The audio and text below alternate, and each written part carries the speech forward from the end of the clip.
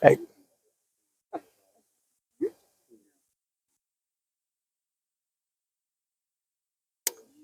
good evening. My name is Warren G. Goss. I was born in 1838 to Austin and Deborah Goss.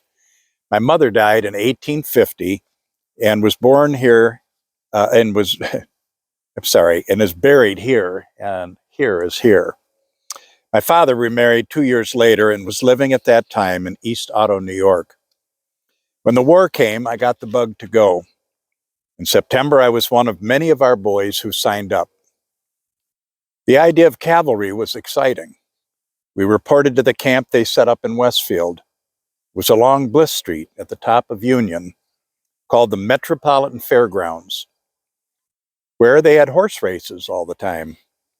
The fairgrounds were quickly renamed Camp Seward after William Seward, our governor and senator.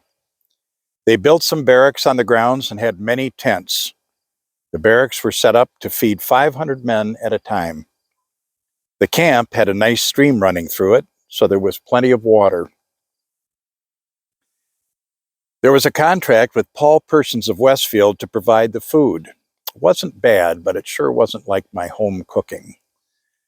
We began the mustering in process the first week of October. Many of the men got furloughs so they could visit their loved ones before it was time to go to Washington. We already had over 800 men signed up. 2 companies came in from Wyoming County to join us. What a group we made. We had 20 muskets to begin practicing with. We had to learn how to guard the camp properly. Soon after we got to camp, we began to get government-issued clothing and necessities. First, we got warm woolen blankets, and then straw ticks for the beds. We got light gray pants and dark blue jackets with yellow striping.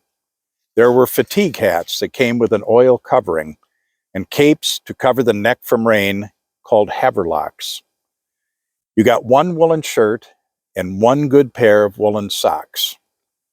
There were brogans for our footwear. I tell you, we looked sharp.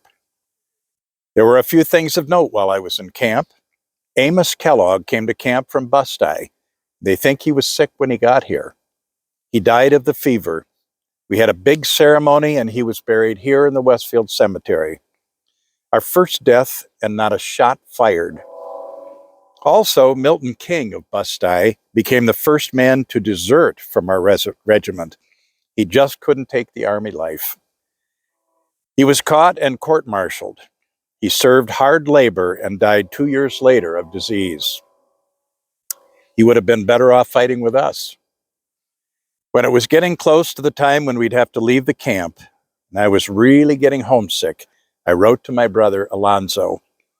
I told him how bad I felt that he didn't get over to see me before I was leaving. I also told him I was bitter about Captain Anderson of my Company B letting some of the East Otto boys go home, but not me. Anyway, I told my brother how much I'd miss him and that he'd have to straighten out all my debts I had left that were unpaid. On November 9th, the regiment left for Albany. The people came out by the hundreds to cheer us on as we boarded the train cars at Westfield Depot. It was grand. When we got to Albany, we were given our overcoats so we could keep warm. And then it was on to Washington, D.C. They didn't have our horses, so they made us go into 2 groups. One did train guard duty and the other was assigned to artillery. It made the men plenty mad. Finally, in June of '62, we got our horses and began to get carbines to replace the muskets we had been given before. We already had our sabers and our .44 Colt pistols. We were now soldiers of the cavalry, and we were fighting on a regular basis. Altogether, the 9th New York fought in 141 engagements, many with distinction. I think the battle I remember most was Gettysburg. We were in Devon's brigade under command of General John Buford. Heath's Confederate division was marching toward us, and at 5 a.m., Alpheus Hodges of our Company F returned fire while he was posted as a picket. Those were the first shots fired at Gettysburg.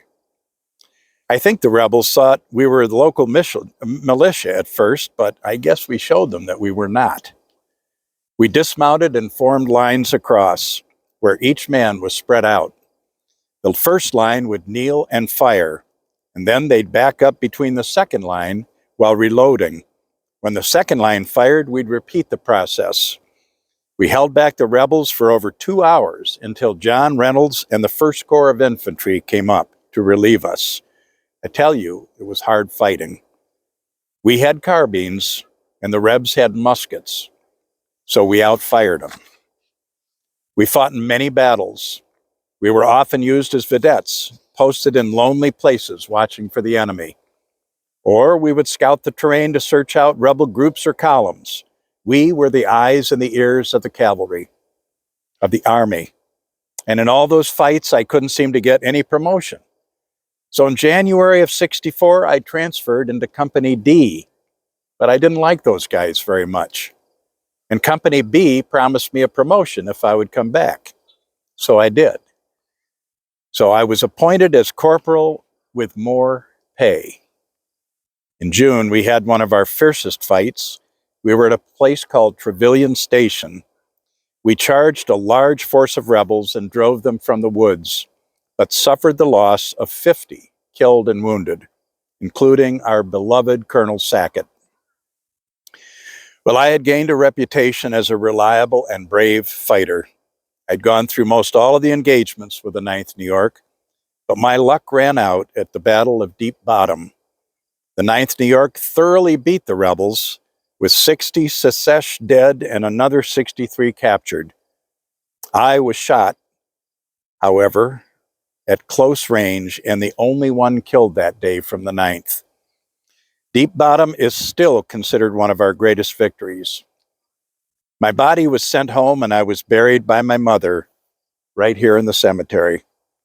Later, my father and his second wife were buried in this plot, along with brother Alonzo and sister Laura.